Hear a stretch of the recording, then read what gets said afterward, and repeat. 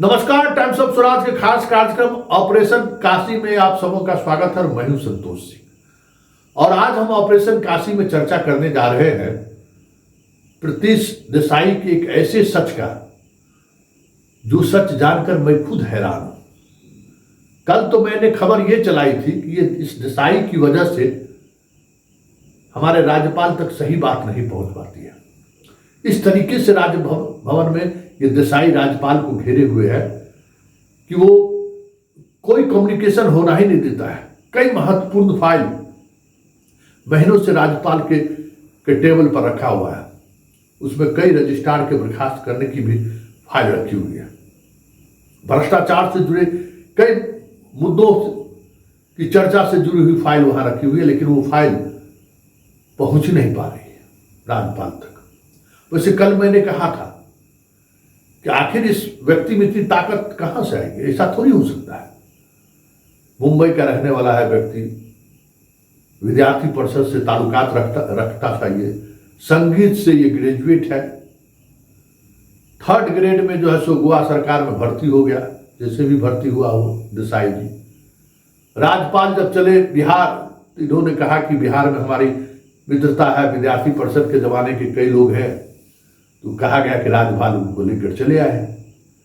लेकिन राज्यपाल तो लेकर चले आए, लेकिन राज्यपाल के साथ आने के बाद जो कुछ भी इनके साथ ट्रीटमेंट हो रहा है वो देखने से कैसे कहा जा सकता है कि राज्यपाल के जानकारी के बगैर ये सारा खेल प्रदेश में हो रहा है। एक ऐसा व्यक्ति जिस पर FIR दर्ज है, जो कई महीनों से सस्पेंड था, उसका सस्पेंशन जबरदस्ती तुड़वा कर उसको वाइस चांसलर के पैनल में शामिल करवा दिया ये व्यक्ति। तो ये कैसे हो सकता है कि बिना राज्यपाल के जानकारी के इतना बड़ा फैसला हो जाए। खैर जो भी हो, लेकिन इस खबर के बाद जो हमारे पास इस देसाई का जो रासलीला, जितना तरह का लीला होता है वो जो आना शुरू हुआ, तो मैं तो हैरान रह गया। कहा लगता है बहुत सही जगह निशाना हमने लगाया है, बहुत सही जगह हमने टच किया है।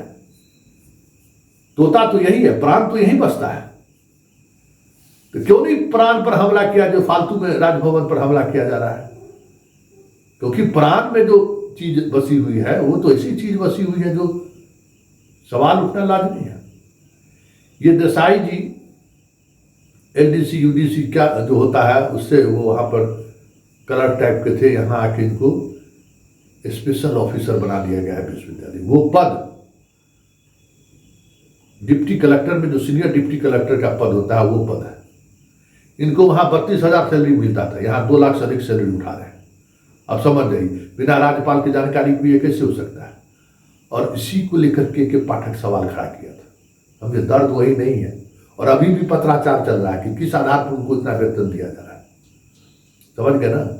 अगर लड़ाई हो गई, ये चीजें अब तो पब्लिक डोमेन में आएगी ही ना।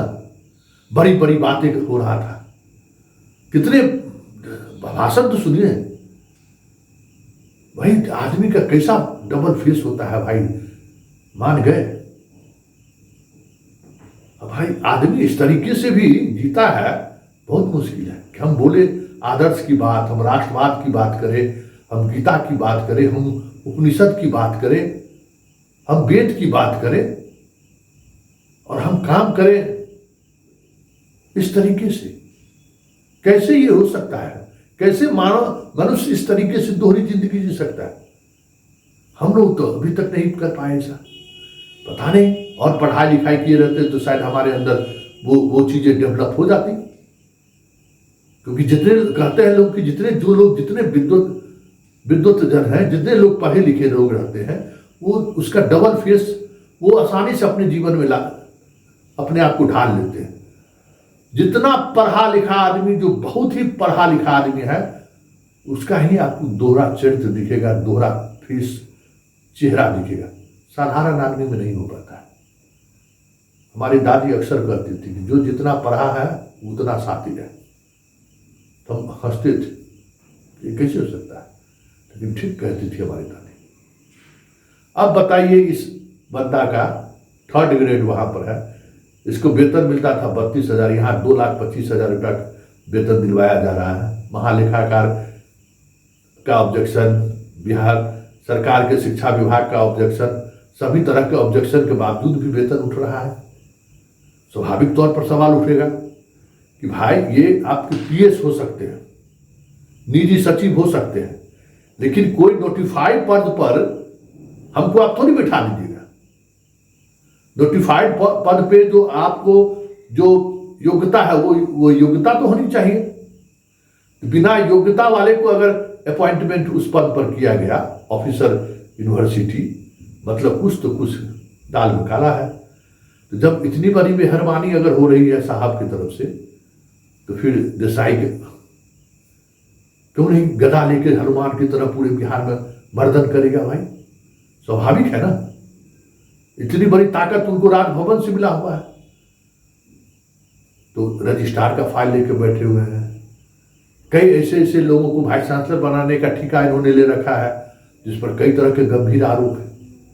खैर, जो कुछ भी हो, लेकिन देसाई जी के बारे में जो जानकारी प्राप्त हुई है, वो जानकारी सार्वजनिक होने के बाद ये बात सहज तरीके से समझा जा सकता है कि राजभवन का फेस जो दिखता है वो है नहीं, और जो है वो दिख नहीं रहा है।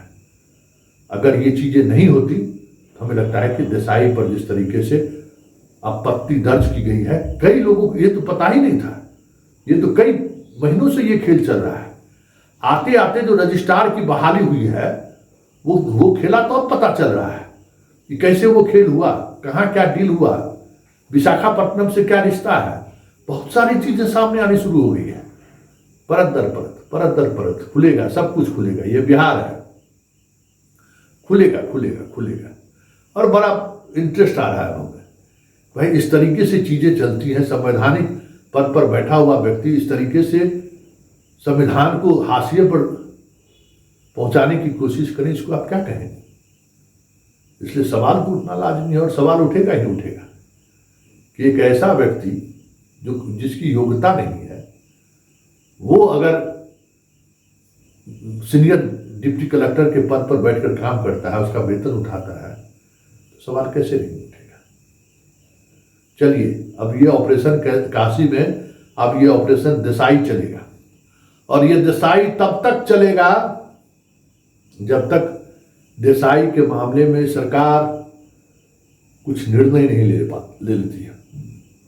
हर उस न्याय के दरवाजे पर देसाई का यह संदेशा पहुंचाया जाएगा जहां से देसाई जैसे तोता जहां प्राण बस रहा है, उससे मुक्ति मिलने का साधन मिल सके। क्योंकि ये बहुत बड़ी बात है।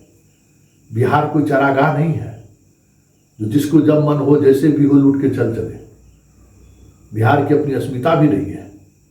और आप देखिए कि इस राष्ट्रवादी सरकार में, जिसके लिए राष्ट्र सर्वोपरि है, वो क्या कर रहा है, ये देखने की जरूरत है। क्या बड़ी बड़ी बातें वो करते हैं। मैं खुद मंत्रमुग्ध रहता था। लेकिन हम सब लोगों को कहते थे, जितने संघ बीजेपी वाले हमसे बात करते थे, विद्यार्थी परिषद वाले, सबको हम कहते थे, देखिए ये आदमी हमको सही नहीं दिख रहा है। इसका फेस का इंप्रेशन जो है वो थोड़ा दूसरे तरीके का हमें महसूस होता है। अब वो धीरे धीरे बातें सामने आ रही हैं। चलिए, 7 विश्वविद्यालय के कुलपति की नियुक्ति होनी है, इसमें तो बहुत कुछ सामने आ जाएगा।